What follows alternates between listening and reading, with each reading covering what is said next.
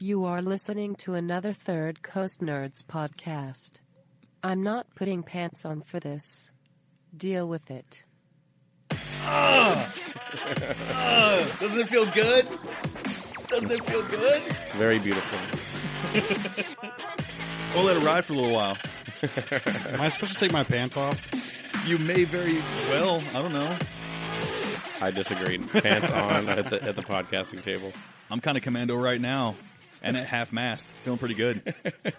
Only half? It just began. Give it some time. It just began. We're warming up. But, music. Doesn't it feel good? Feels like some shit's official now. That's all it takes. Then we're there. We made it, man. Welcome to Third Coast Nerd. Way to start things off. Yeah, I had music and then I fumbled the words. You put all your effort in that intro and then can't talk. All day. Well, let's try All that day. again. Welcome to the Third Codes. wow. My gosh. This is a podcast about coding. Third codes. Third Codes. Third Codes. We're going to talk CSS today. Third Coast Nerds Podcast, Episode 2.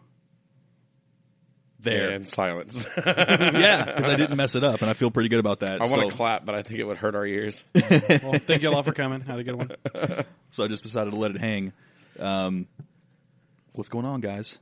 Not much. Not much. This is Chad, This is Kyle. And this is Neil. and we're on actual mics today. We are. Mine's green. Mine's blue. I'm red. Red Ranger. And everyone stopped listening just now. Yeah, it's over. Like whatever we do from now on doesn't matter. No one's listening. It's done.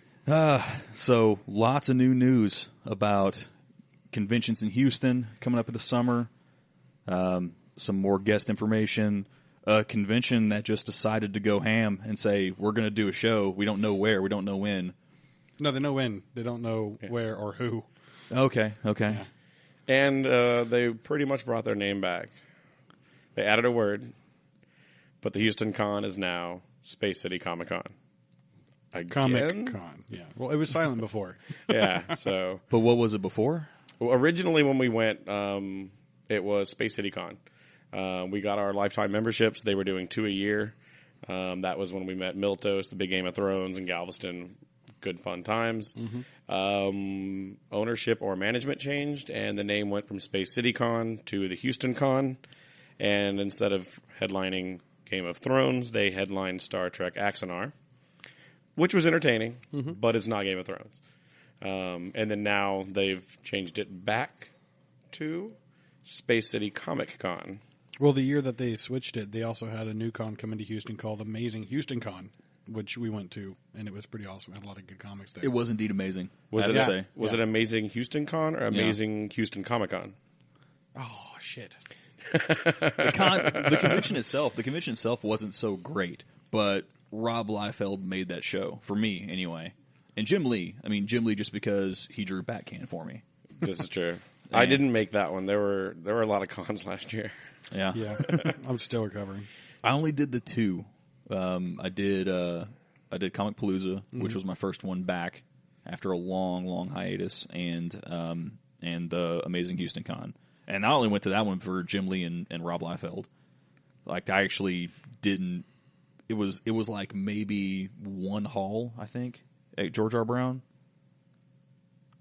Half? It was small because you had like the 7th annual, or like the 7th one of the year, like the Houston Gun Show next door. Oh yeah, the gun show takes everything. So you got the closet basically. Yeah, Yeah. I mean, it was like where they usually set up the VIP area for Comic Palooza. Okay. You know? Okay. Yeah. So it was strange seeing guys with, assault rifles, and then seeing Deadpool with a plastic assault rifle, and then Nice. seeing Deadpool with what could have been a real assault rifle, and he's just double dipping the weekend. yeah, but see, we're used to cosplay. The gun show's probably sitting there going, "Why is there a guy dressed as Deadpool walking around buying assault rifles?" We normally get a lot of Punishers. I ain't seen too many. What kind of Spider-Man are you, little boy? So yeah, I mean those two conventions alone were pretty good. You guys did a lot. Yes. Yeah. But you did Dallas. You did the The Houston Con, which is now Yeah, you did the Houston Con, but you went to Dallas, you went to the horror thing, the supernatural thing, and... Well, horror was the Horror Con in Dallas, Texas Frightmare Weekend was the year before, I believe. I think so. I didn't go to that one. Last year, I think we started the year in January with Space City Con in Galveston. And then last-minute decision to go to Dallas Con because all of Firefly pretty much was there. Well, all of them were supposed to be there, and two weren't able to make it, but they're coming back this year, which is why looks like I'm going lone wolf to Dallas Con, but got to finish the collection. And then the next weekend after that, we came back, and it was Comic Palooza, which we all had a little fun at. That was a tiring And then week. a couple months later, I believe it was early August or late July, was the Houston Con in Greens Point. Yep. And then at the end of August was when you guys went to the amazing Houston Con. That one, Comic Con, yeah, amazing Houston Comic Con. What was that, the Greens Point one? Greens Point was the Axonar. That was the Houston Con. That's the one that's been rebranded again to Space City Con. It's the one that we'll always go to by default because it's we're lifetime members. Like if they throw one, we're a VIP and we don't have to pay for anything. So is that how they get around honoring your lifetime membership? They just change the name again? Nope, they keep honoring it. They keep honoring it. Same list of 50 of us. So it's kind of nice. You have many asterisks. Yeah, and actually, I just looked up another one that is happening in 3 weeks. MagCon in New Caney. It is the board game con. Garcia went last year, and they have a flea market set up where a lot of game providers come in and you can buy used board games. So they have a couple of panels. It's not going to be where you're going to meet and greet a bunch of like gamers and stuff. They have a lot of board game options. You can get your own flea market table for $10, but it's a good place to go if you're looking for a game you can't find in a game shop. Obviously, Amazon has everything, so you can find it there. But if you want to support local people, hit it up. I'm going to go out there and see if I can get my hands on some new board games to What's it called try again? some out. MagCon, magcon.org. Oh, it's an old April 11th and 12th. So I know Garcia will be there. I'm planning on at least going one day. It's like $20 for the weekend. The more tickets you buy, the cheaper they get, kind of thing. So it's not a big entry. You're not going to have a lot of panels. Yeah, we can do a it's just gaming. dynamic duo for 30. You want to be my dynamic duo? But there's gotta three dress of up. us. It's not the conventions around here aren't a bad price. I mean, considering I don't even know how much you have to have. I don't know how deep you have to be rolling now to go to San Diego. Oh, wow. No, we priced that out when we first started getting back into cons, and before I finished pricing it out, I was like, no, not happening. I remember seeing the crowds on Attack of the Show like 8 years ago and knowing I didn't want any part of that. And it's worse now. Yeah. It's much, much worse. But, yeah, I'm going to have to form alliances with the bronies and have them as my bodyguards. Dim and Wit. That's going to be helpful. It'd be more of a distraction than a bodyguard. But, No, well... So, yeah, that should be fun. MagCon will be good for board games. I mean, we haven't been into it too much. We all enjoy the games, but we haven't played as much as probably we'd like to. So it's a good thing to just show up, spend $100 on a few games, and have something to play over the next couple months. Yeah, true. I didn't know. There's so many things I didn't know went that deep. I didn't know board games were that deep. Board games are very deep. One of the big people at MagCon is Steven Jackson Games from Austin. And they have a lot of fun games. That's, Munchkin we played. He's got so many games, it's not funny. But he's one of their sponsors, so they will all be there. And from what I've heard, there were cheaper prices there than they were at the other cons. And they're very, very picky. When we were at Houston Con, I believe there's only one vendor in the entire area that could sell Steven Jackson games. So, there was one that was only a booth, but the ones that were comic book shops, they were still able to, but they had a limited amount there. Yeah, so. But his games are fun, and tabletop or board gaming is coming back, I think. I mean, I've seen a lot of people that aren't nerds. I don't expect to see them playing those types of games. But I mean, Cranium and things like that really kind of took off. I mean, Apples to Apples is Cards Against Humanity. I mean, yeah. But then, I don't know. I don't know if I'm just depressed on youth or whatever. But at the arcade, seeing a 16-year-old play Galaga, you don't know. You don't know. I was playing, started getting hand cramps again. I was like, oh, I got a condition. I played NBA Jam against Neil, and I got the joystick claw, and I've never experienced that. I've never experienced that, man. So I guess, that's a good time for a shout out to the Game Preserve. Opened up right up the street here. Yeah, I mean, it's a cool set. Just for the 70s era pinball machines. Yeah. That blew me away. I wish they would have had all of them. Before they moved locations, they had Star Trek, Star Wars, a bunch of, I guess, some of the newer ones compared to some of the ones they have. I mean, you saw the ones on the one end where the score counted up like an odometer did on an old car. Yeah, you know. So, but I mean, there's some fun ones on there, and there's some ones I don't know what I'm doing. I forgot how complicated Mario Pinball could be with all the mushrooms and the turtles.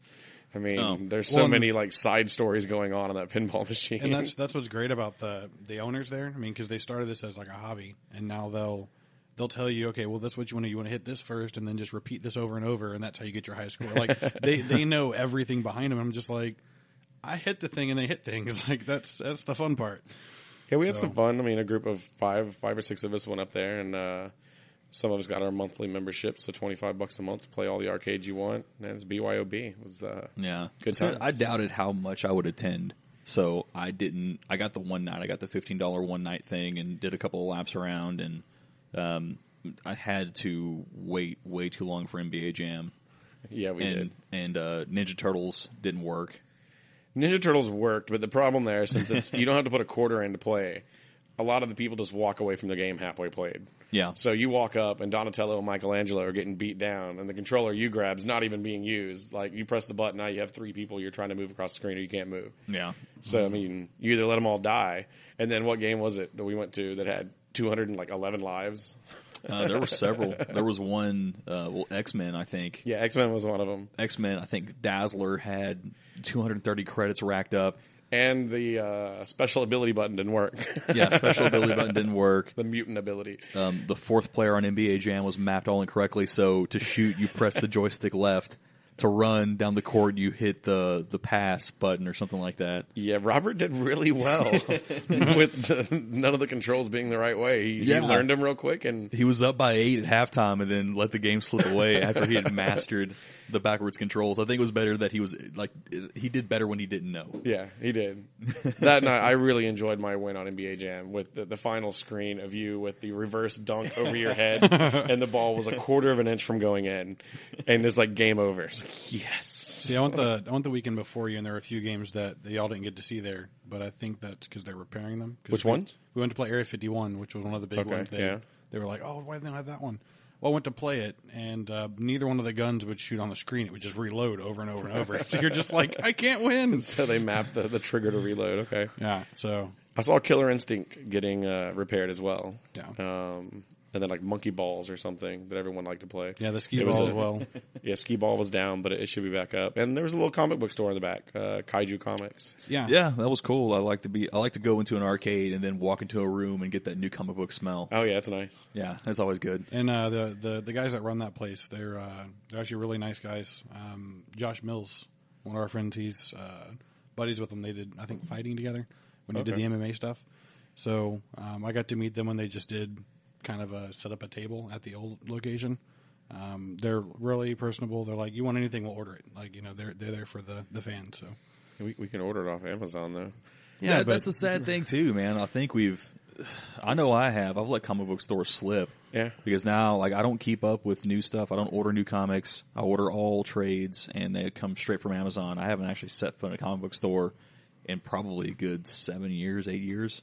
I go to my way to try to go to at least one a month. Usually I'll take a long lunch and hit up. Well, actually, I take that back. We went to Fat Ogre I went to Fat Ogre with you one night, and we went to go see, I think we went looking for Batman or something like that, and then ran into Friday Night Magic and kind of scouted around there for a little bit. Mm. So, yeah, I've visited their store a couple of times, but I haven't visited with the intent to buy something in a long time. Yeah, if I visit, I'm pretty much going to buy something. I'm just trying to figure out, how much. Yeah, how much I'm going to spend. I'll hit up Fat Ogre or Bedrock City. Yeah, Bedrock City is where I go on lunch. I like that setup a little better than Fat Ogre. They have more comics. Fat Ogre is a little more game oriented than they are, obviously. But yeah, I have 2 on the way home, but they're kind of out of the way on the way home, and I don't go as often as I want to. It's just so easy just to order them. I mean, you press a button, you can have them mailed to you monthly.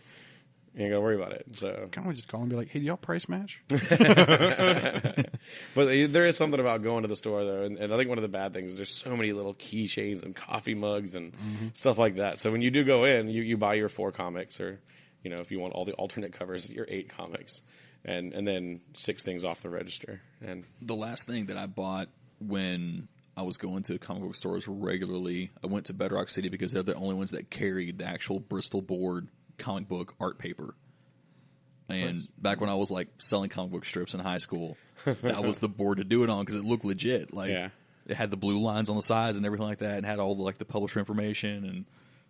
And yeah, they have a lot of. I mean, that's where we got a lot of our office supply stuff for our comics from there. They have a good stock of cardstock, of sleeves, and just all the accessories you need. So yeah. Last month I went to Bedrock to get my entire Funko Pop series for Firefly.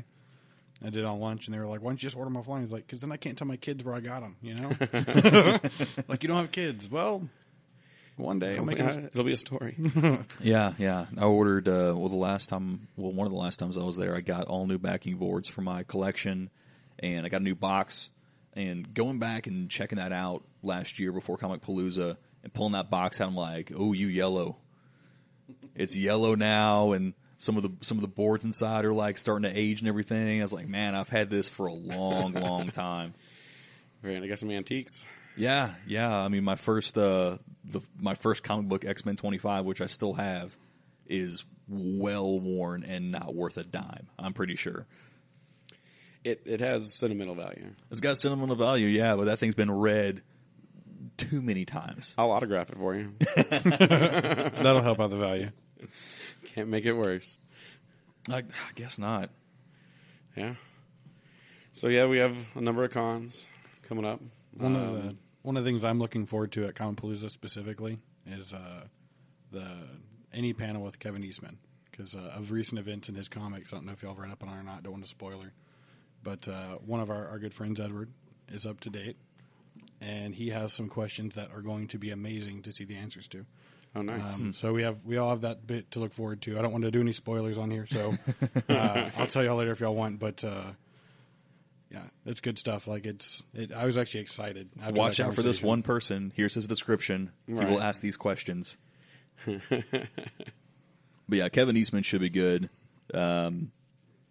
We covered some of the other guests, and I haven't really heard too much else.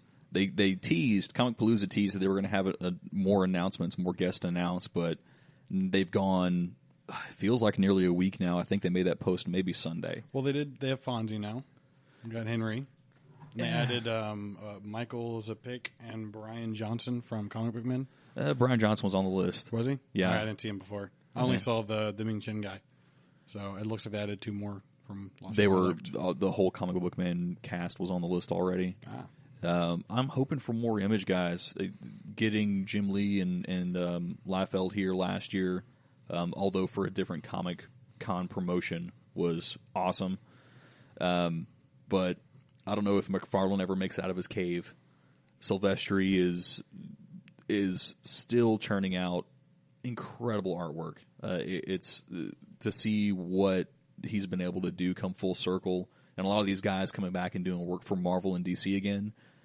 It's kind of cool to see their interpretations of it.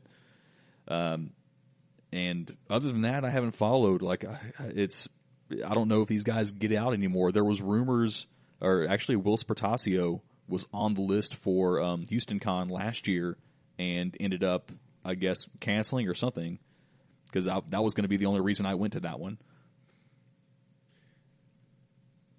Awkward silence. Silence because no one else knows who I'm talking about. No, not so much. I was reading up on Henry Winkler joining. Give me Ferrigno. Give me someone that's comic book related. Don't the Fonz. Was Ferrigno last year? Yeah. It's like I don't even was last year, and he's a big man. Oh god. Yeah. He's a big man. Gentle giant, though. Talked to him for a little bit. I was in his line a couple of times, actually. He's one that he does his own thing, and he actually sits there and talks to you. There's not a line. He'll try to hold you there and be like, yeah, I'm here for work, and this is how I make money, but I appreciate the support. So, would you have people that show up and they're like, I remember you from King of Queens? So one of the things they talked about a lot when we were at Houston Con last year with Star Trek Axanar was different methods of getting their content out there, raising money and things like that. And I'm sure both of you have heard of it. And, you know, it's pretty big right now with what Broken Lizard's doing with Super Troopers 2. Mm-hmm. Yeah. They raised $2 million in a day.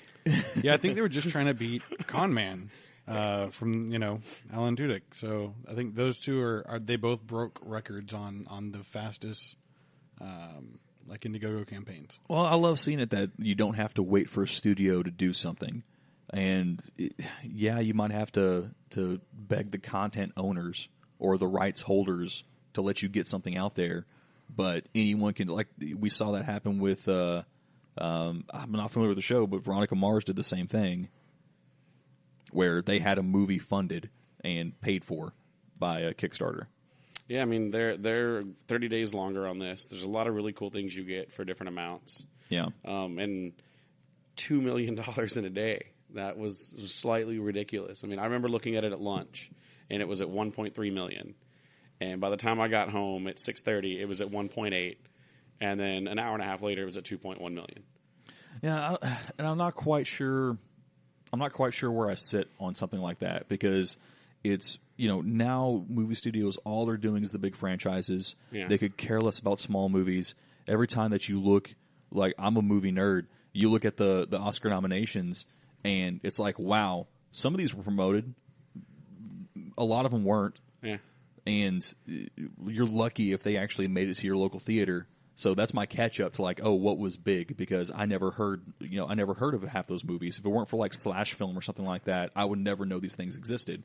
And it's kind of sad where your most critically acclaimed movies are now relegated to B-movie status because they're not a Marvel film. They're not a Warner Brothers funded DC film. They're not the big franchise that's going to blow out $300 million in the first weekend. Because that's now the only mark of success. Like, the award doesn't mean anything. Screen Actors Guild, Writers Guild, none of that means anything to the studio as a whole anymore. It's something to put on the shelf and put a tag on the DVD cover. But other than that, you know, you're not selling a movie based on that. You're selling, you're getting your bank. There's still a few things that they're doing that I have hopes for, like the one that was announced just this week. They have Ready Player One. Warner Brothers doing that. And they have Spielberg. So Spielberg. I mean, I just started the book. I'm a little behind, but I'm only a few chapters in, and I'm like, I would love to see this in a movie. Like, it's a great story, just from a little bit I've read. Yeah, we'll hopefully have a podcast with another one of our good buddies here that sold me on the book, and I finished it. It's a great book. I'm interested to see how this will make the transition to a movie, because it looks difficult. But with Spielberg behind it, who knows? You know, I'm hoping for good things. While we've been talking, it's gone up over $500. And I don't know if you guys are aware of why. They released today the $1 challenge bare ass bundle. You donate $1 and they immediately email you a photocopy of each of their asses sitting on the photocopy machine. Well, I actually plan on doing more than that, but I'm going to do the $200 poster. This thing is what I'm going to go with. Well, because I got to do Con Man and that one because I support them both. So I've been looking at a few of them. I'm like, $300, no. $2,000, no. Definitely not doing that one. But I tried to do it the other night, but apparently Chrome didn't want to log into Indiegogo, and I was not using Internet Explorer. And so far, there has been 1,035 claimed bare-ass bundles. I'm wondering why it's going up $1 at a time. I'm just sitting here watching it $1, $1. Is that included in the other bundles, though, or do you have to do it separately? It's an add-on. So if you do the $200 signed poster bundle, it's $201 to also get their asses. I'd pay $1 for their asses. And so would 1,035 other people right now. Everyone's got a price. Theirs is quite low. See, I want to be the guy that when they inevitably do a con, just walk up with their asses and be like, "Can you pick yours and sign it?" They'd have to print mine on legal paper. I'd need a planer. You're just like, left cheek, please. Left cheek. You ruined it. You ruined the original art. But yeah, I mean, the website they have set up for it, it's kind of beautiful. And you're expecting more and more stuff to take these alternate methods. I watched Community this week. Yeah. 3 episodes on Yahoo Stream, whatever their program is called. Netflix wannabe. Right. I mean, but if they bring new content, I mean, Community was one of my favorite comedies. the first 3 episodes were solid. Yeah. You know, I was glad to have it back. They've got a few stars in it, so it's a good start. I prefer it going this way. Like these would not be my first that I've funded.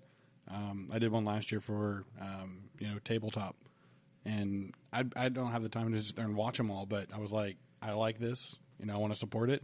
Go all in for it, right? So it's you get that little bit of extra. You feel more involved. So it means a little bit more. That movie could be just a little bit better, knowing that it was you. You Right. You were part of it. Yeah. And hell, if you have enough money, you can be the extra in the back, just scratching his ass. So. Right. Yeah. Well, you hope for more. It's awesome that these things are happening. It's unfortunate that the studios like to play it so safe. I don't know if you saw this at all. I can't remember if it was released yesterday or today. I think he's a director. Yeah, he's a screenwriter and director. I thought I was familiar with the name. I just didn't know this kid was this young. But young 29-year-old Max Landis wrote a 4,700-word treatment for Ghostbusters 3. And I don't know if this was in response to seeing the eventual train wreck that Ghostbusters 3 is going to be, if this was in response to that. But his Landis's credits, he was a co-writer on Chronicle, which was an awesome movie. From there, it's Victor Frankenstein, American Ultra, Me, Him, Her, Mr. Right, things that I'm not familiar with. But I saw a couple of videos of him on YouTube. He's a very excitable young lad, has a lot of enthusiasm for projects, has a lot of enthusiasm for storytelling. His treatment that he wrote, which is what you would walk into a studio to pitch a movie, it was convincing enough to where, like, I would want to see it. Like, he even went so far as to, like, announce on Twitter who he would cast. And if you haven't seen it yet, I'm not going to read it for you, but go and check it out. But he put together this, I would say, a fairly passionate. It takes a lot of effort to write 4,700 words, and have it concise and have it be an actual plot for a movie that you could believe. The fact that Ghostbusters 3 is going completely outside of continuity. I think they've mentioned there are going to be some throwbacks and everything else, but I'm not happy with them casting a couple of current SNL cast members because they're not good on the show. I can't imagine they're going to be good in a serious acting role in a comedy that has that kind of legacy. I mean, come on. You got to be on the same page with me, right? Kristen Wiig's kind of cute sometimes. Kristen Wiig is like one of the only saving graces. I wasn't a fan of a lot of her characters. Me neither, but she's kind of cute sometimes. So that and I don't know her name, but the popular one right now, the biggin. The biggin. Yeah, I actually did not like her, and it started out because she wasn't very cute, to be honest. Mm-hmm. But she grew on me. The movies that she was in and the roles that she played, I've actually become a pretty big fan. Yeah. I think that she will bring a lot to the movie, and Kristen has a little bit of everyone knows her, a little notoriety. Yeah. The other two people are red shirts. I have no clue who they are, and I don't care. Well, with her, I really want to see if she's going to play her normal character or kind of make it her own, because she's been developing as an actress. Right. And I'm actually I had the same opinion where I was like, I'm avoiding her movies, and then I got stuck watching a few, and I'm like, not half bad. She's like the female Chris Farley of our generation. Yeah. You're talking about McCarthy, Melissa McCarthy. Yes. Yeah. I was about to say like Kristen Wiig as the Chris Farley. Melissa McCarthy.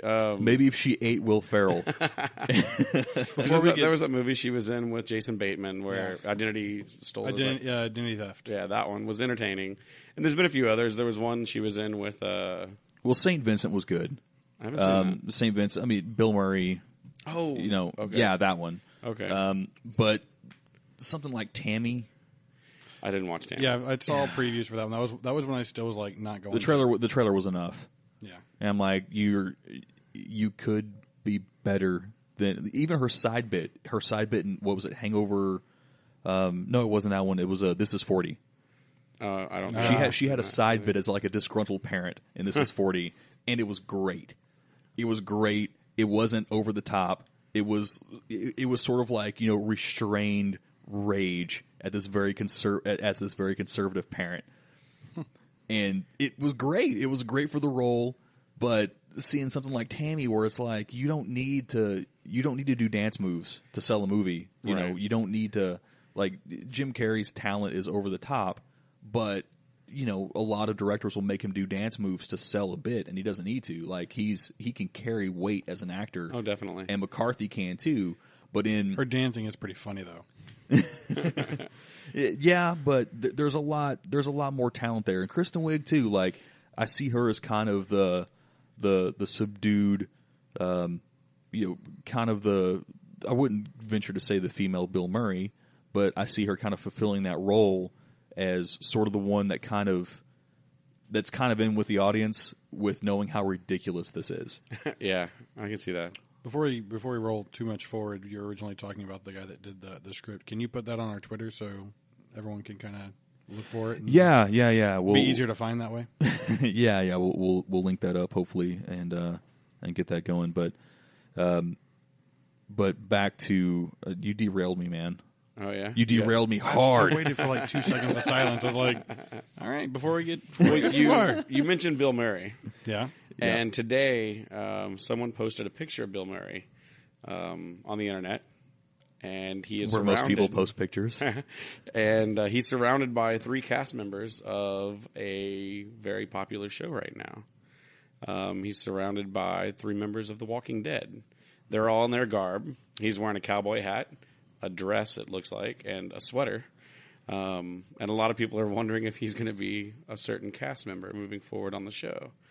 So that could be very, very interesting. I have no context as to why this picture's been taken, and like, yeah, I've been off The Walking Dead because it's been horrible for like 2 years now, 3 years maybe. Yeah, we covered that last time, but yeah, Bill Murray can't save that show for me. It's a cameo from Zombieland. He's going to pretend to be a zombie, and then they're going to kill him. It's only if Woody Harrelson walks through the background with a snakeskin jacket and a Twinkie in his mouth. Yeah, and a Twinkie in his mouth, like a cigar. Because I want to see Harrelson slap Rick in the face, tell him to be a man. In the latest episode, Michonne knocks Rick out. And everyone was extremely happy about it. So a lot of people share your point of view. They just want to knock the crap out of him. Well, it's like I'm gonna alienate a lot of people. We're gonna do a sell me on this, and I'm gonna have to watch them. But fantasy is not my strong suit. It's not something I'm interested in. Lord of the Rings, I can't watch. To me, the Clerks analysis of the trilogy, that it's a whole lot of walking, I think is more suited for The Walking Dead. And I get walking's in the title, but come on.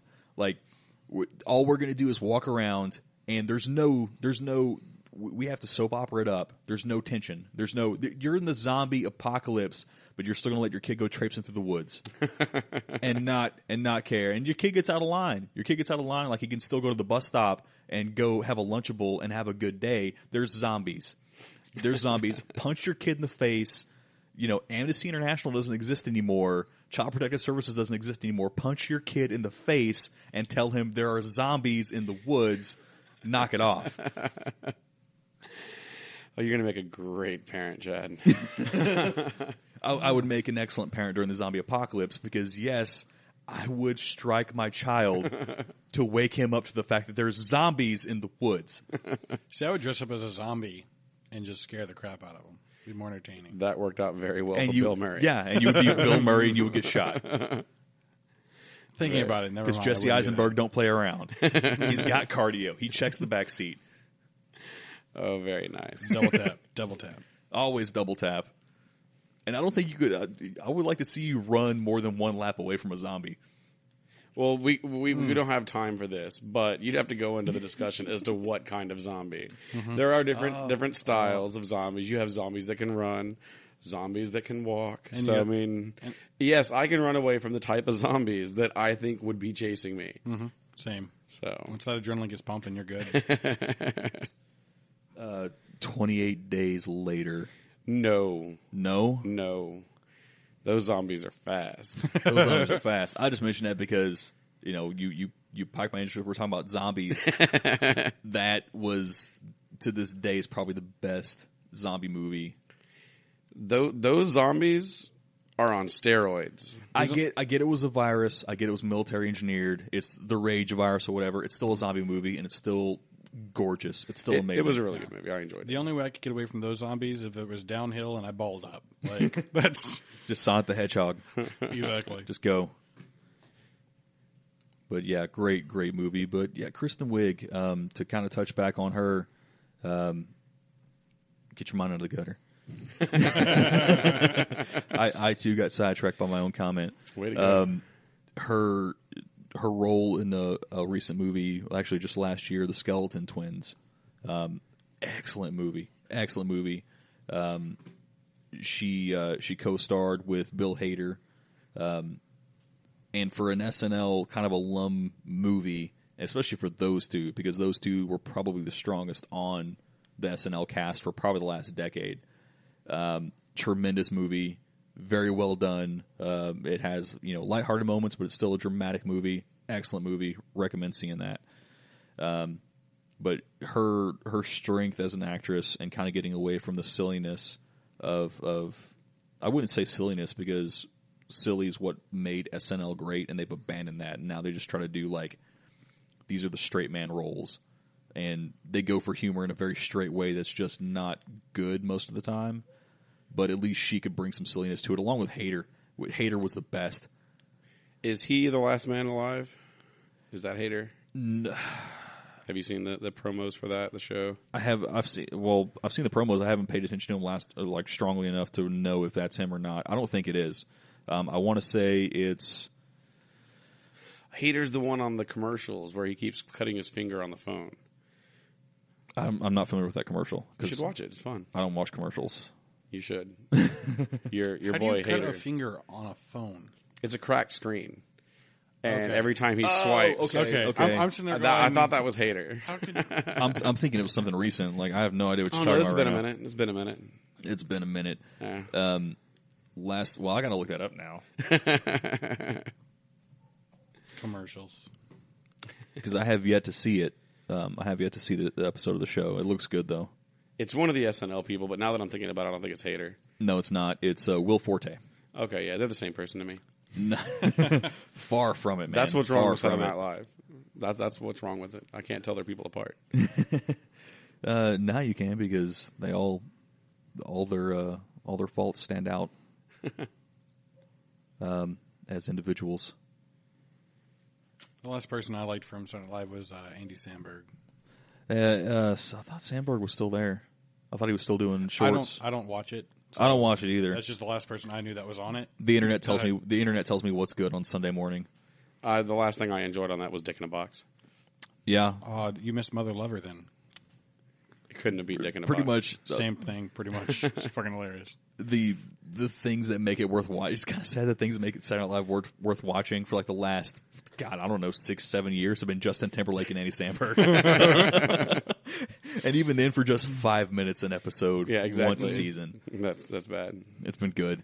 But yeah, he's had, I'm going back through the history. He was MacGruber. Okay.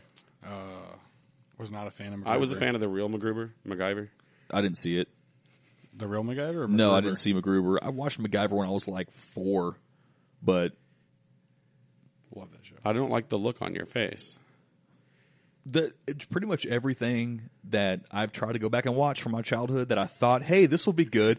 Airwolf, which I loved to an unbelievable degree, I can't watch now because it's so horrible.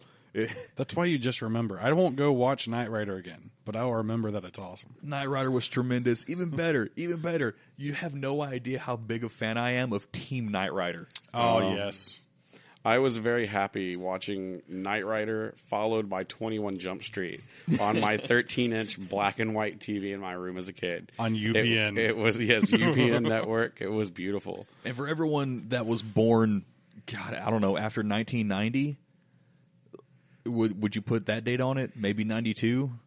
Those people are like 25 now, dude. Yeah, I know. But for everyone born after that, like, this wasn't that long ago. I know, it's sad. It wasn't that long ago. It wasn't that long ago that smartphones didn't exist. This is very true. So count yourself very thankful, and don't take it for granted. God. This is the preachy moment of the show. I will preach. I don't care. We need theme music when it goes into the Right? advice from Chad. Dun, dun, dun. Very nice. Like, yeah. Born in the era of the internet, and you didn't do anything to deserve it. You didn't have to look through an encyclopedia for a 5th grade project. You didn't have to just go in the hallway and smack yourself in the face right now. Yeah. You know how long it took to download one picture of someone when I was 12? And you got the top part first, so you just see clouds. Top of their hair. Shit, the wrong person. We were actually discussing that on a smoke break earlier about how, like, browsing the internet on 56K is like printing on a dot matrix printer. And still those nights you're like, it gets to a clavicle and you're like, oh, this is getting good. That's the only thing redeeming about, working on a corporate network is sometimes it gets that slow and you just remember your childhood. You're like, oh, this is nice. Do you really want to remember that kind of stuff when you're at work, Kyle? Gives me something to do. Nice. Oh, that was just a little disturbing. A little bit. On that note, I think we should have a brief moment of silence. Today would be Leonard Nimoy's 84th birthday. Oh, yeah. And technically we do whatever we want because we can cut right back into this after. That is true. That's true, yeah. Well, that took us... I'm not going to cut that. That took me right at the moment. My heart was heavy, and then you took it. That's how long the moment of silence should have been. Just so y'all know. That long. I think you get a chuckle out of it. Speaking of Star Trek, and the Live Long and Prosper sign is flying above the table right now. It was me. No, you're not a credit hog at all, are you? It could have been any of us. Could have been all of us. No, you had to steal credit for yourself. It's because y'all didn't do it. Yeah. You're not living up to. Could have joined in. Looking at the panel list for Comic Palooza, no one is doing a Star Trek panel yet. That could be good, except that series you mentioned that was at a convention last year, Star Trek Axanar. What was that on? It's not. It's in pre-production or production phases right now. It was looking for money really to get started, but it was not technically under the Star Trek name. It was called Axanar, but it had a lot of ex-Star Trek people on it, and had affiliations with Star Trek. But not continuity, not universe. Supposedly same universe, yes, but I don't remember a whole lot about it, and sadly I haven't heard any new news on it. Yeah, they don't have much. I'm on their site right now. It looks like the podcast, the YouTube that they have up is from the con we were at. And that's been almost a full year now. Yeah. So were they just hoping to did they actually have rights to it? Was there... They were going to try to do it without rights. Wow. They had something they were trying to do to where they would be able to make it fly. They were not going to use the Star Trek name somehow. It was iffy at best.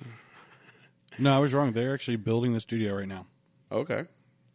Yeah, they're doing... I'm pretty sure you can't say the word Klingon without having to pay someone some money. Right. Maybe not George Lucas money, but you got to pay somebody. Well, now that you're asking questions, we know the answer. We're going to have to bring it back up on one of our next podcasts. Yeah, we will. Research. Yeah, we will. So they're going to get more airtime. They should pay us for this. They're probably looking for every nickel they can. We're going to need the money. He just said Klingon a couple of times. Yeah. Someone's going to come after my kneecaps. Right. But there's that. There was there's so many. There was that little thriving period where they had Voyager, they had Deep Space Nine. It was coming off the back of the end of the Next Generation. They had all those series of movies, and like it was great to be a fan of it during that era. But the new Star Trek movies, I love that universe they're establishing.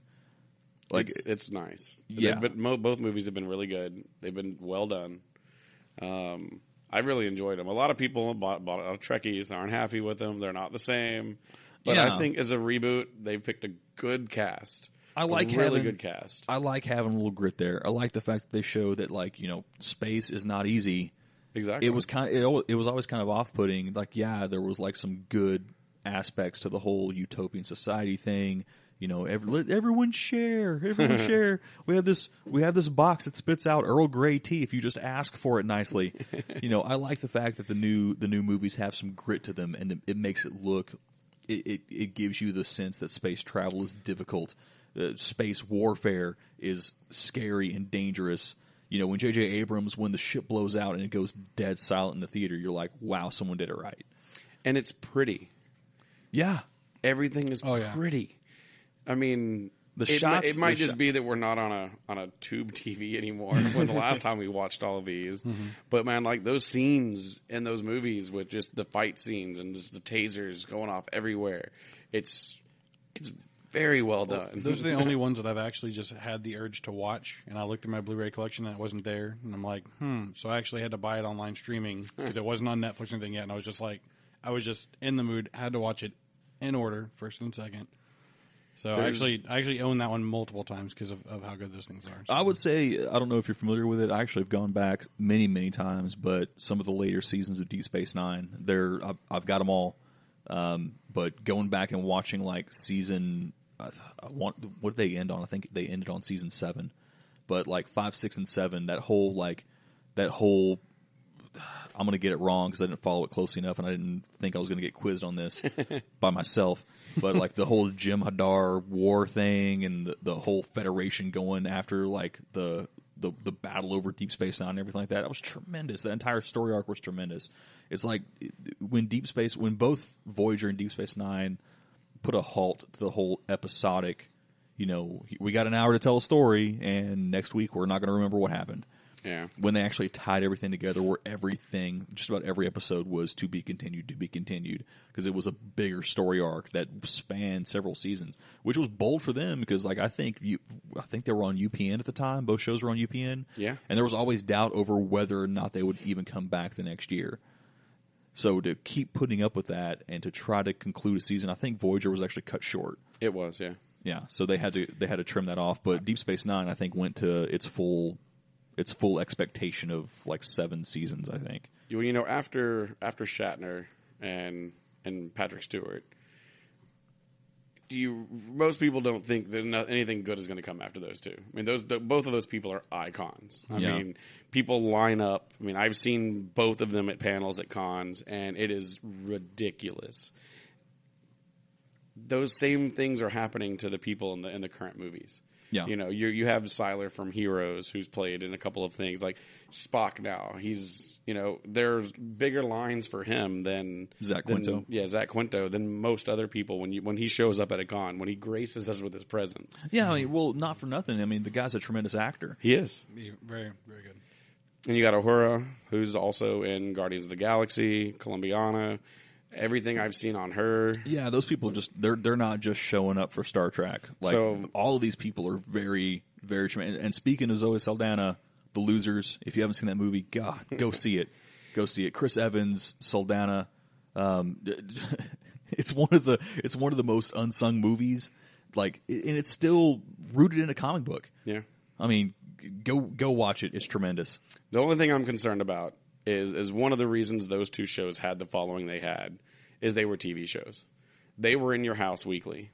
Mm-hmm. These movies are only going to be in your house once a year when you go to watch them in the theater or whatever, when they come out on Blu-ray, and then when they're on HBO or something, while you're just sitting around and you throw them on in the background. Yeah, I mean, the replay value for a lot of these movies is diminished. I mean, pretty much the only time you'll watch Iron Man 1 if it's on, but when do you ever go digging for it? No, but when 1, 2, and 3 are on, I watch the first one. But I go on the stints of where I have to watch them all in order, so I'll spend like an entire weekend just going through the chronological order of all the Marvel movies. We talked about doing that, like having the entire Marvel ahead of the next Avengers movie, having like an entire weekend where we go through in order, including Ed Norton, including the Ed Norton Hulk, because that's in continuity. I'm down. It's I'll there. do it. There's actually, I'll have to find the linking, and someone actually put it all together where they split the movies up and actually show every scene in chronological order. Yeah. And I watched about 20 minutes of it, and I was just like, holy crap. This Oh, is so awesome. someone put an edit together? Yeah, and it's long, as you can imagine. But Yeah. I want to download that and give That that could a be viewing. very interesting. But it's that, like, the bootleg. God, let people... I'm stuttering. Come on, I'm get it stuttering. out. Get it Again, out. This has got to be good. We're waiting a long time for it. Again, for the rage. Like, I understand, make money. God, make your money. But still, there comes a point where art kind of passes. You know, there's when you make the statement like, "Oh, I'm releasing an album," release it. You know, let. We don't want to build up to it for 3.5 years. Yeah, well, I don't even mean that. Release it. Let the public, you know, like Bare Naked Ladies did that once. I think Beck even did that, where they release it. Here's the raw tracks. Remix it. Do whatever you want to do with it. We'll pick the best. We'll put them out on the album. You know, we'll put a new record out. We'll release it on the website. You know, let the public kind of, you know, take your art to the next level. Do that with movies. Topher Grace. I've heard rumors of Topher Grace doing a re-edit of the first 3 Star Wars films, like episodes 1, 2, and 3. And doing it, like, cut together to make a substantially better movie. Well, that wouldn't be hard. Like, a lot of Jar Jar's cut out, a lot of the Federation crap's cut out, or the Council, whatever they called it. I'm not a Star Wars aficionado at that level, but the idea that someone could take that, I don't know how many years that was, where we had to deal with that, where it's like, oh, great, you know, here are the Star Trek or the Star Wars fans again, and they won't shut up. I would fund that if he wants to put them all together and cut out Jar Jar. Yeah. He's got my money. But apparently there's something floating around torrents that's a kind of a fan version of the third party, what they heard Topher's Grace, his version was. Interesting. I'll have to look for that. Yeah. I can't remember. It's like a Newer Hope with something in toast. I don't know. It's got like a long name. Toast better be. It's like episode 1.5 or something like that. I'm going to have to look it up. But it's floating around out there somewhere because I mean I heard about this on the Adam Savage podcast. Okay. He mentioned it. Definitely have to look that up. So I'm looking. Got some more updates on that. And if anyone else is listening, please do that with the Matrix. Please do that with me. And if anyone else, like I read an early version of the screenplay for the Matrix 2 that was outstanding and blew away what they eventually did with that god-awful movie. But if anyone else has a copy of that screenplay, mine died on a hard drive many, many years ago.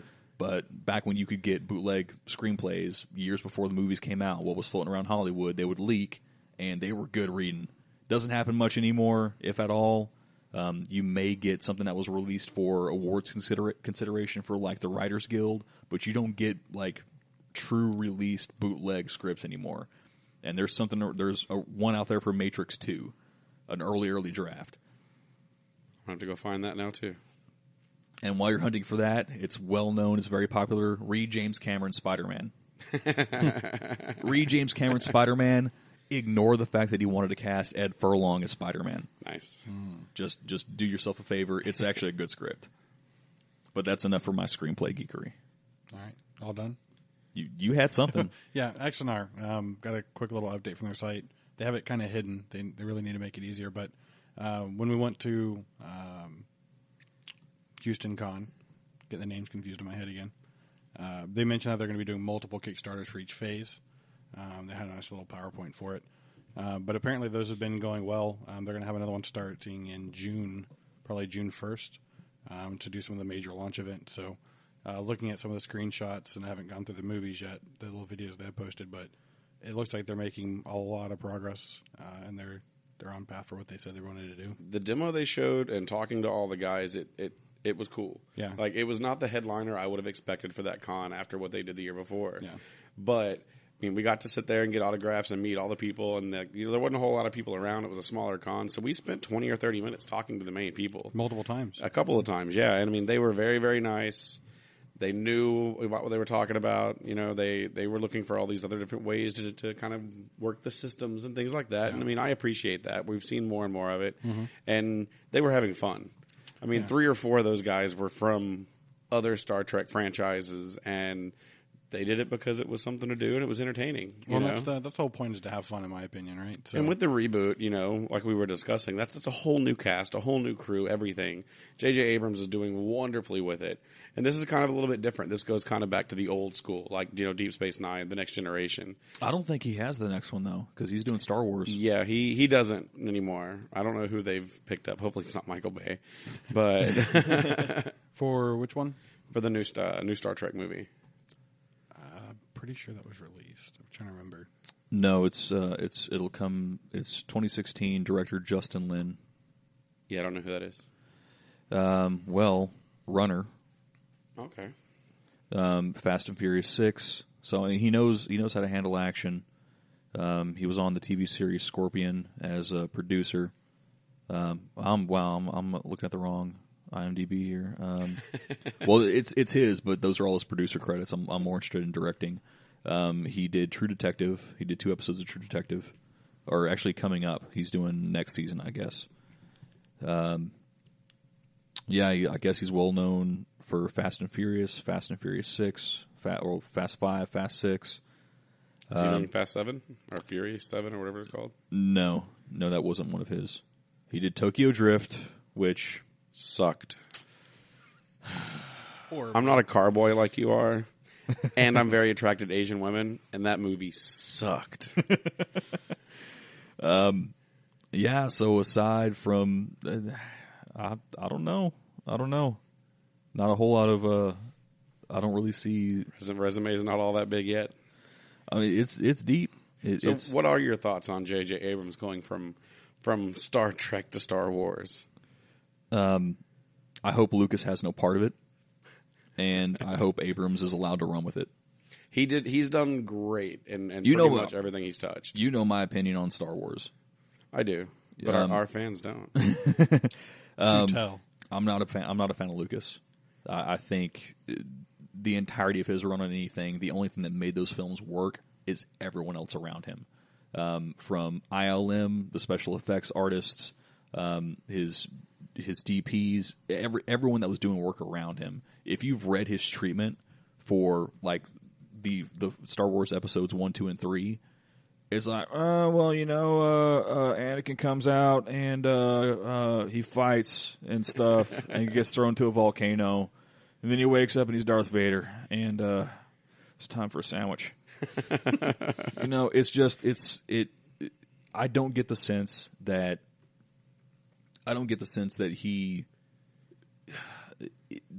conceived as much as everyone thinks he did. And it's kind of the thing, like, man, I'm going to make some enemies. Stan Lee, I love him.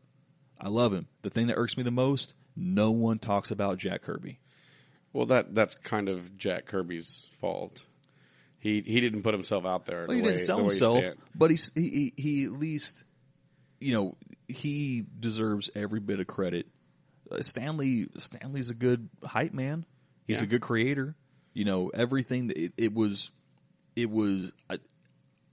Don't get me wrong. I'm going to say this, and it's going to sound bad, but they were as simple as they needed to be, without being as simple as Superman.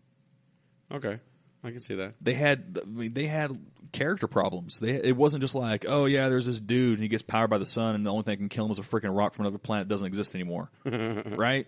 And the same thing with Wonder Woman and like all the DC heroes that were born out of the 20s, 30s, that early era didn't have any faults to them. They were too perfect. But you had Captain America dealing with drug problems. You had the teen issues with Spider-Man. I think they were trying to be made to be more relatable because they were saying the same things back then. It was a much different time, obviously. Yeah. But yeah, everything was clean cut on one side of the fence, and then when Marvel started playing around, they let everyone kind of see the superheroes and characters for normal people. Yeah, you had Stanley took chances. Stanley still takes chances. Stripperella. This guy goes big, but I can't, as much credit as he gets, where's my Jack Kirby Easter egg in a Marvel movie? He can't appear in them, but that dude it was his pencil that gave those characters life. It was. So did y'all hear the news about Josh Whedon stepping down after this Avengers movie and handing it over to Joe and Anthony Russo? Well, I'm going to go look up those guys now. They did Captain America: The Winter Soldier. Okay, Which is okay. So I mean, to me, I was like, that's an okay trade off. Like, I mean, that one, The Winter Soldier, was really good. I liked it. So I'm looking forward to seeing kind of a change there. I love what Josh has done with it, but I think running too long with it can cause. Well, that and nothing he does lasts for very long anyway. But it should. It should. Too soon. You go back. I'm a man. I'm not much of one, but I'm a man. I will watch Buffy. I will watch Buffy because of the dilemma, the character dilemma. Like, it's rich. It's a rich series. Whedon did a terrific job of that. Did you catch any of his Dollhouse? Yes, I did. I enjoyed that. It ended I way like too Eliza Dushku a lot. soon. Me too. A lot. Yum, yum, give me some. But Dollhouse fell so flat. He tried to go episodic. He could have gone bigger. Yeah. Then when you see the epilogues, and you're like, damn, why wasn't the show that the entire time? Yeah. I agree completely. It was dark. It was had all the perfect. makings for a great series, and it had the sci-fi element, had a little stuff to it. It really had all your characters you're used to, all the actors you know and love under the series, and then Eliza. And the plot behind it, the underlying story was huge. Yeah. Like, that could have been massive. And you're dealing with things like way, way ahead of time. Like, I wanted to say one episode dealt with using their memory to transport data. Yes. To transport, like, secure data. Yeah. And then you read about it, like, 3 years later in Wired, DNA or using organic matter to hold, like, ungodly amounts of gigabits of data. And you're like, wow, well, there you go. Yeah. I mean, and that's one of the beautiful things about sci-fi, I believe, is it touches enough of reality to be believable. And then before long, because it touches so closely with reality in certain aspects, it drives reality to become more, to advance. Oh, yeah. I mean, almost everything you see in sci-fi, fantasy fiction and everything for the past 20, 30, 40 years, it's just been a few years ahead of its time. Yeah. Apple going after Samsung. Yeah. First of all, you owe the Star Trek designers a good amount of money because they had the original pad. Yeah. PADD. The pad. And I don't know. The iPad looks convincingly close to that. It does. So, yeah, Jobs. He can't hear you. He has an app for that in the afterlife, I'm sure. Oh, yeah. I was looking for it. I don't find anything on it, but you were mentioning memory in the head. That's where the memories are, Kyle. Johnny Mnemonic. Oh, Johnny Mnemonic. And I'd heard in a conversation the other day about Johnny Mnemonic 2. I don't know if it was just us wishing they would do one or if they were actually, but I can't find it. No, screw that. Okay, groundbreaking. Get this Kickstarter going. Lawnmower Man reboot. Very nice. If You should start the Kickstarter. If you don't on feel me on that, don't even come in the room with me. That's for real. And I think you killed it. Yeah. That was a great second podcast. Deal with it. I don't care. Give me Lawnmower Man 2. Or wait, they had Lawnmower Man 2. Give me Lawnmower Man reboot. Give me Joss Whedon. Or give me J.J. Abrams doing Lawnmower Man. That would be watchable. Wow. My brain just tried to process that, and it couldn't. It was You like, just no, killed no, Kyle. no. You bastard. Oh, who else was there? There was speaking of horror movies, Lawnmower Man is people also searched for when I looked for Johnny Mnemonic. No, we're talking about who should direct. Like, if we ever had reboots, give me Candyman with Eli Roth. That could be cool. If I'm gonna dream, I'm gonna dream big. Might as well. It's never going to happen. Candyman with the bear Jew. Candyman with the bear Jew. That's funny. The other day, that TV show was on when I got home, or that movie was on. Yeah. And then I couldn't find the remote, so I just watched the movie again because it came on again right You have after. this thing with the couch that keeps eating your remote. Yeah. That's happened to you a lot lately. Yeah, I found it. You need like the Nintendo Wii wrist strap for your remote. Yeah, the new couch has a recliner like pocket. Everything falls into this pocket, and then you can actually open it up. It's Velcroed in the back, so it's like, oh, there's everything. It's not the seat saver, is it? I don't know. What There was an infomercial. Oh joy! There was an infomercial. They had this thing called the seat saver, and it's a little plastic pocket that fits between your car console and the seat. Yes. If you're too lazy and you drive everywhere and you eat like a hog beast, and you end up with enough food to feed a small village in between your car seats. Very nice. Yeah. Yeah, it looked like one of those things that like older people have to hold all the remotes on the edge of their chair. Except for it was made of like this thin plastic that's shoved between the seat. Yeah, no, this is just a big ass pocket. The worst I've ever seen was a Molly panel from Army Surplus with Velcro attached to all the remotes, and you just had like a tactical remote station next to your recliner. Nice. First of all, it's the future. It's 2015. Get a universal remote. Logitech Harmony 1. Yeah, that's all well until you lose that one remote. Just don't lose the remote. You go get another one, you plug it into the app, and it configures it just like the old one. I have another one. It just doesn't have any power. You could have an army of Logitech Harmony 1s just at borders of rooms in your house and pick it up, and they're all going to work the same way. You configure one of them, and you download the configuration to every one of them. So if you're listening, Logitech, send us remotes. Send us remotes. Go back to your old plug. style, actually. Your new stuff sucks. I like your old style. And slap Sony in the mouth for not extending universal remotes for PS4. I knew that was going to happen. Yes, it is. Mm-hmm. Guess what, Sony? I'm watching everything on a Roku because you refuse to get with the times and support remote manufacturers. I'm using the Chromecast. And Prime Stick here. I have a WD TV box, but Chromecast for the win. Yeah. Yeah, and I'm sure Sony doesn't care because they got my money. Not mine. Yet. Someone at this table convinced me to buy one. It was me. Because there was this game, and we're playing every night, man. It's fun. We're playing every night. And then he never showed up. Well, because you bought it about a month late, and I have shown up.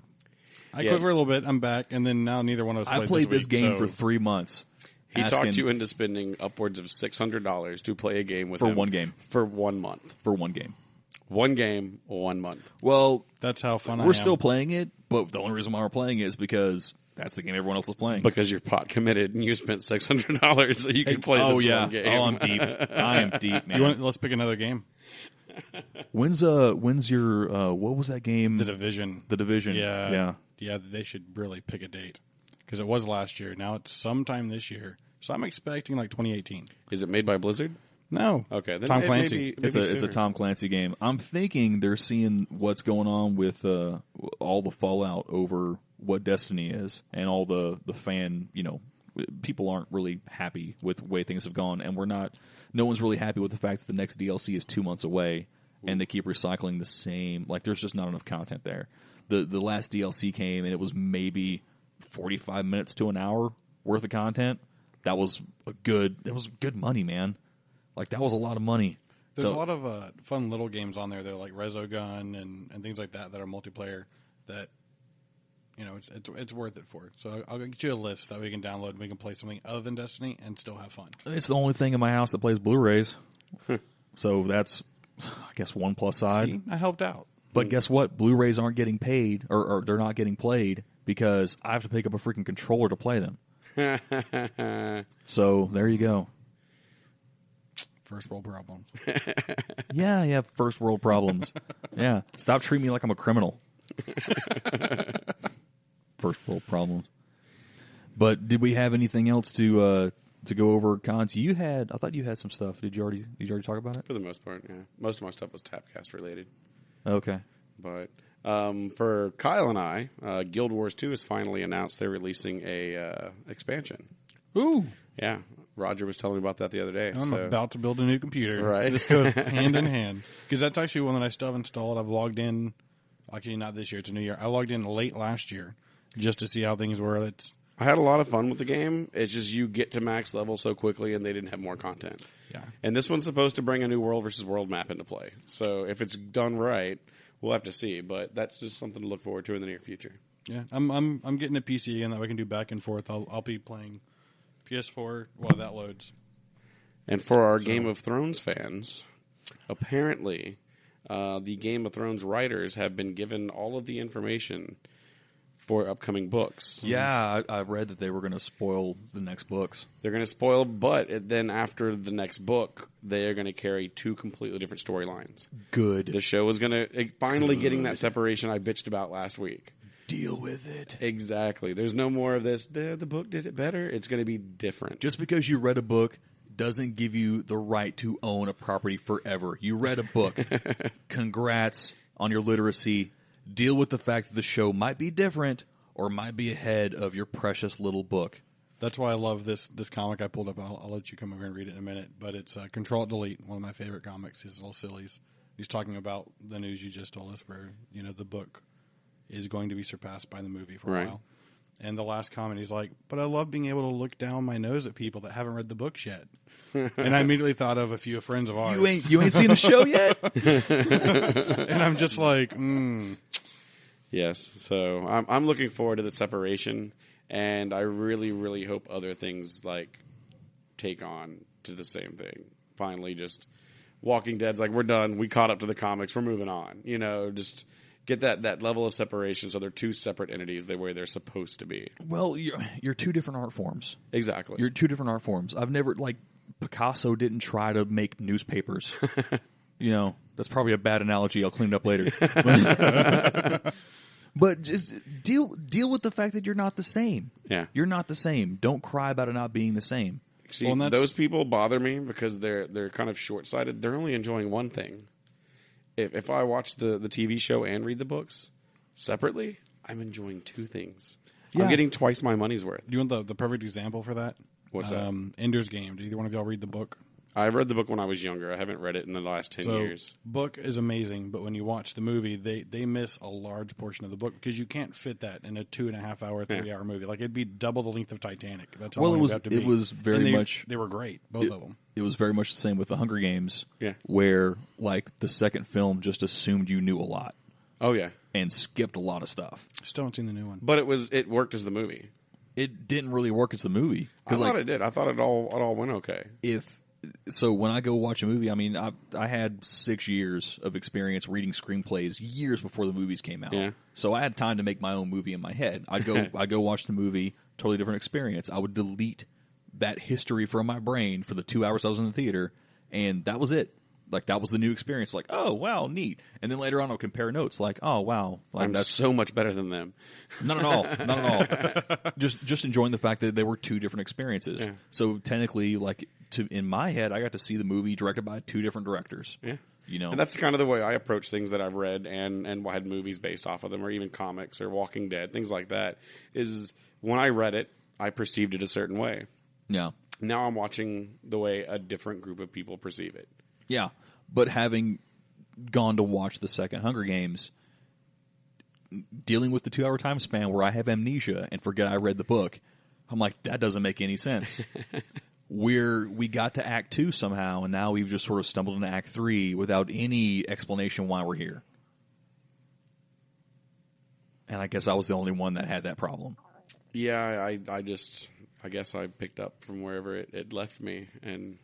Yeah, like me, I couldn't mentally fill in the blanks. I'm like, no, you skip that. You fail. I think the internet kind of fills that gap too, because when you're looking forward to a movie coming out, you read a lot about it, watch the trailers. Well, so you're going into it thinking, oh, this has already happened. Everyone's ADD is too strong. Yeah, very much so. What? I agree. Yeah. Watch Whiplash. You're gonna get distracted, but it's good. It's good. Try. And Birdman. I've heard from multiple people, multiple different things about that movie. Obviously, it won awards, so way to go! You've told me I would like it, and other close friends have told me I won't. So one day I'm going to make the decision for myself and watch this movie. It's not hype to me, you know. It's not something that I have to go watch this movie. So I mean, well, the only thing these days that you have to absolutely go watch is like the next franchise movie. But for something to come out of the blue, I mean, this Birdman was ambitious as hell, man.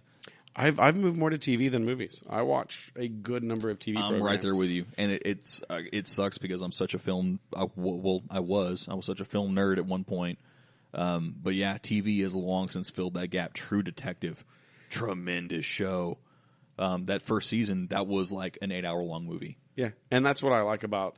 I liked back in the 90s and early 2000s where you had 23 to 24 episodes for a season. Yeah. Most things now are cutting it down to 8 to 12, 13. That's all you really need. While I dislike not having the additional 10 to 12 hours of enjoyable times and 12 more weeks of watching that show, those ones that are 8 to 10 to 12, they are seriously like a 12-hour movie. You know, I mean, and the way a lot of them are done are the way books are, the where you have, 4 to 5 different chapters. In each chapter, there's 3 different groups being followed. So there's always something going on. So, I mean, I agree with you, but I think TV is just, they can give you so much more content, you know? Yeah. If it was easier for me to get and stream without having to wait for it to get on Netflix or release on DVD, I'd be happy, but I'm not paying cable prices for. Well, for what they're doing, I mean, hopefully they get an a la carte thing where I can just order the one show that I want to see. But, Game of Thrones, True Detective, like between Showtime, HBO, somewhat. Oh, I won't even mention the other networks because they're falling way short. But Netflix, if you look at it as a network, is those 3 are killing it in terms of content right now. Yeah. House of Cards. House of Cards. Well, that and, I mean, I have all the premium channels on my cable, except for like Epix, I think. And the biggest thing on any channel at any given time is a Marvel movie. Yeah. At every hour for the entire day, there is a Marvel movie on. On one of the channels, if not playing on 2 or 3. But they're always being played. Is it just me or is like Man of Steel doesn't get any play? It used to be the only thing on, though. I still see it on at least twice a week. Yeah. Yeah. But it's moved from HBO Showtime down to, Cinemax, the next tier down. But I thought that was a great movie. Yeah. For a while when I'd come over and, I'm sitting there browsing through the TV at his house, that was the only movie. Because it was kind of released without a bunch of other ones. So, I mean, it was kind of a standalone superhero movie. Then you had months and months away. So it kind of had its own run by itself. And then the others came in kind of banging around. Now that we've transitioned to Superman, I'm a believer in Batfleck. I'm going to say it. I've said it many times. We have you on tape now. On the record. I'm on the record. I believe in Batfleck.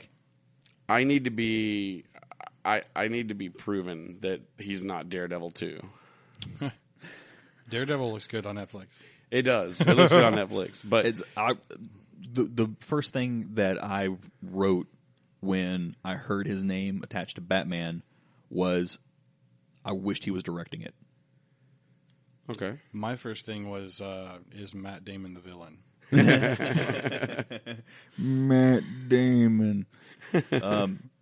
But seeing what he's done with The Town, Gone Girl, his role in that, the fact that he starred in and directed The Town, it's an incredible movie. It's probably, my favorite movie probably of all time.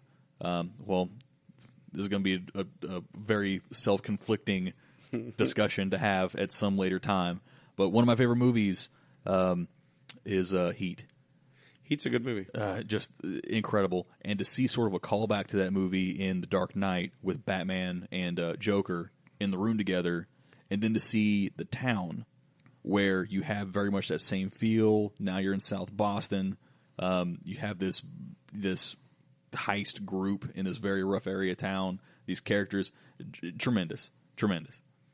So, Town, you're number 1 currently. No. Oh, okay. I was like, that was Heat. See how I sort of blurred the lines and confused you about what that might be? You kind of did. Yeah. The jury's out.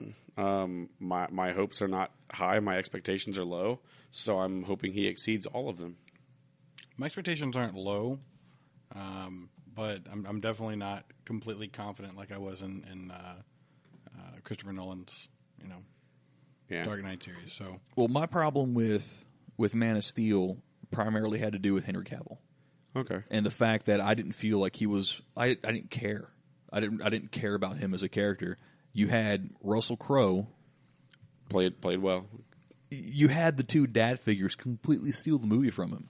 Yeah, the supporting cast actually ran that movie.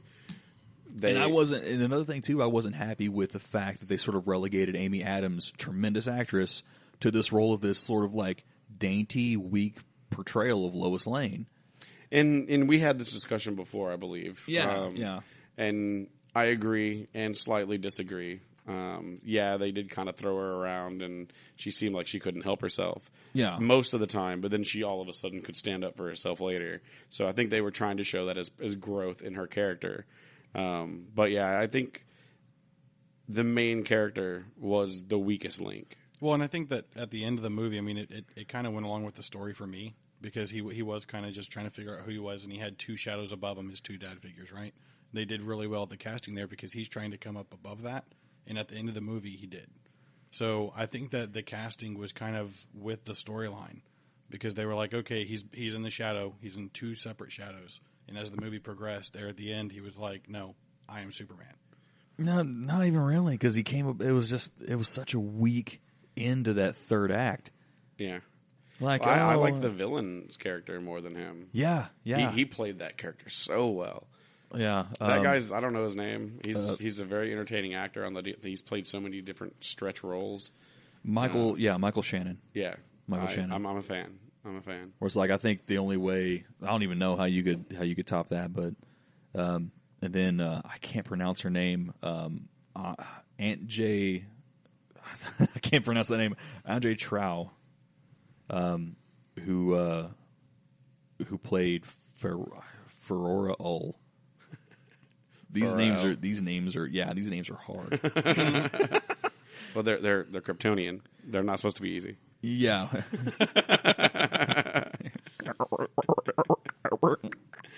There we go. I thought she did great in her role. She was bad. Yeah. Just bad. Yeah. I agree. I completely agree. The rest of the cast for Batman vs Superman though looks really good, and I think that's what they were doing. It was a start. It was a new role with a new Superman, and they tried to get as many people as supporting actors around him to sell the movie and to make the movie good, and it just overshadowed who he was. Now, overall, I liked the character. I think the actor did a good job with it. At first, the first like 8 times I watched it, he seemed slightly out of character. But I think that's because they wanted someone that could, compete with Thor. I really do. And they needed someone that big. But overall, I thought it was a good movie. I thought, one of the better ones have come from that side of the fence. Yeah, and they haven't had. I mean, they've got an uphill battle because Marvel doesn't really have to cast anyone as a villain because the computers take care of it. Yeah. So they can just deal with putting their heroes, the best possible actors they can, as their heroes, and not have to really deal with the counterpoint. Meanwhile, the DC universe has very human villains, and they require a lot of firepower behind them. Like Zod was tremendous. Yes. Zod was tremendous, and I'm wanting to see what's next. I haven't paid attention to what's coming up in Batman vs Superman, and I don't really know if I feel okay with 2 hours being spent where it's just the two of them kind of going at it, only if it's the Frank Miller Dark Knight Returns. Yes. Which would be, that's what I'm feeling. Well, this is more the prep for Justice League, because you have Aquaman in it, you have Wonder Woman in it. Like, they're bringing not just Batman and Superman. And that's where a movie falls apart. Yeah, it's a worry for me. Yeah, if you remember Spider-Man 2, we're trying to fit too many freaking villains because we have to set up the next storyline. If you go back to Spider-Man 3 that had Venom and Sandman, where you just didn't have enough character development to care, where you get into dangerous territory because you lose me. Yeah, you lose me. Like all of a sudden, like we go from origin story to bam to like, oh, look at it's I pay a ticket to watch 2 hours of Easter eggs for what you're going to set up 5 years from now. Well, and the great part too about Marvel, you mentioned they just have the computer be the villain, but then they put someone like James Spader behind the voice, like a huge actor. And that's not. I mean, that's not all of them. I mean, Iron Man had Jeff Bridges. Yeah, that was huge. Yeah, he carried it. He carried that. You had I can't remember the gentleman's name, but Loki. Okay, yeah. And he sells that character. Tom Hiddleston. Hiddleston. Great actor. Yeah, I agree. He brings very much that. He's pretty much the only reason why I care about Thor, because those two movies are god awful. Yeah, I actually enjoyed Mark Ruffalo as well. Yeah, Ruffalo. That was kind of the Hulk was the weak one going into it. Everyone knew it. Yeah, and I think I liked his character. I thought he did a good job with it. It kind of upsets me because I am such a fan of Ed Norton. Yeah, that I wish they would have waited on Hulk until they kind of got everything else established. But I agree. Without Hulk, you don't have Iron Man. Yeah. Without Hulk happening in that little scene after the credits, you don't have Iron Man. You don't have the fan base blowing up at Robert Downey Jr. as Tony Stark. Exactly. That sold that movie. Yeah. And you may not have, with their bankruptcy and everything else, their sale, you may not have Marvel. Yeah, this is very true.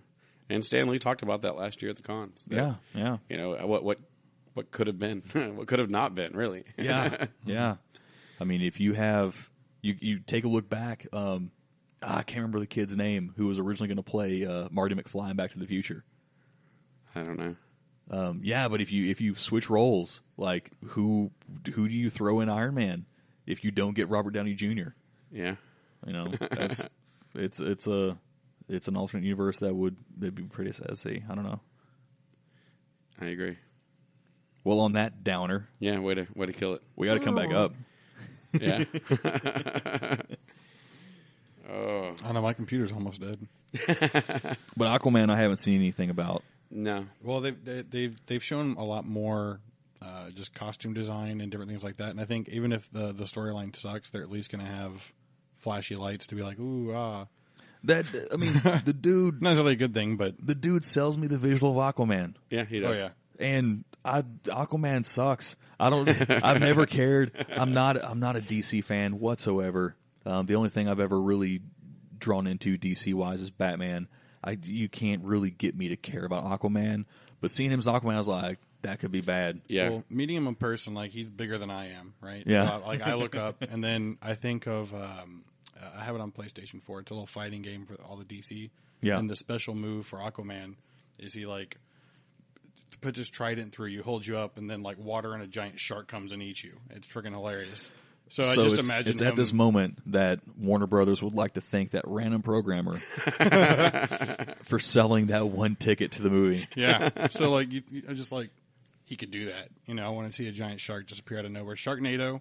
In the middle of it, just you want DC, you want Aquaman meets Deep Blue Sea. That could work. That could work. Like all of a sudden, out of nowhere, Sam Jackson pops up and he's not wearing an eye patch, and it's okay.